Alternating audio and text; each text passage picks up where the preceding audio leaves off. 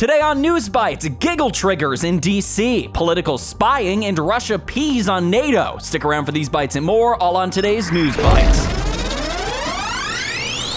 All right, real fast here. A man found parked with an AR-15 near the U.S. Capitol in D.C. was arrested today. Capitol Police confirmed the gun was an AR-15 retrofitted with a giggle switch to make the gun fully automatic. Just yesterday, two men, including rapper Ricardo Glass and Onas Tail Okoji, were arrested after crashing into a Capitol barricade in possession of a Glock retrofitted with an extended mag and a giggle switch. This all comes as the Supreme Court hears a pivotal Second Amendment case about whether domestic violence suspects can be banned from having guns.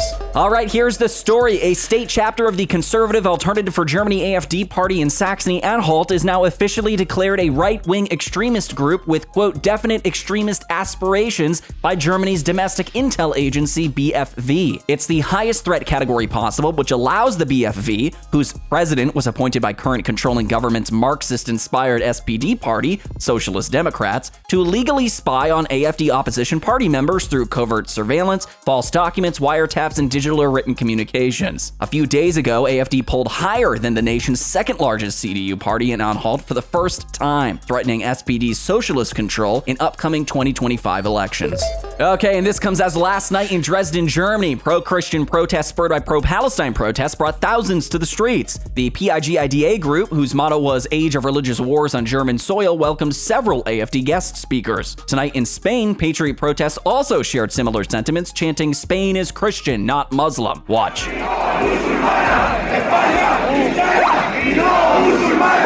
Okay, here's another story. Portugal's Socialist PM Antonio Costa resigned after police raided his official residence as part of a corruption investigation. Costa said he was surprised to learn he's being investigated, and the charges are incompatible with being prime minister. The investigation is linked to green energy lithium exploration projects and a green hydrogen plant. Costa's chief of staff and other cabinet officials were also detained. Costa was considered a contender to be the next president of the European Council. Portugal's president will now decide whether to call new elections or choose a new PM from Costa's party. All right, and in case you missed it, Russia created a new military recruitment ad featuring burned out NATO armored vehicles and tanks in Ukraine. Burn it with us. Take a look. Натовская не горит. Горит. Горит так, что хер потушишь.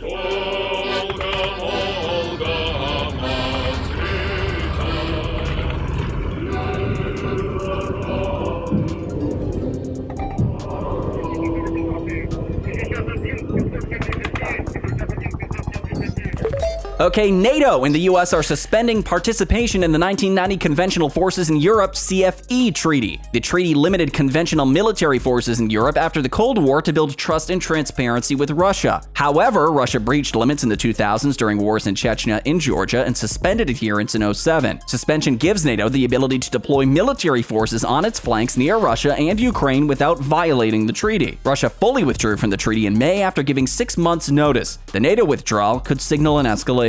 Those are today's bites, which are on our website at Disclose.tv. Subscribe and leave those comments below.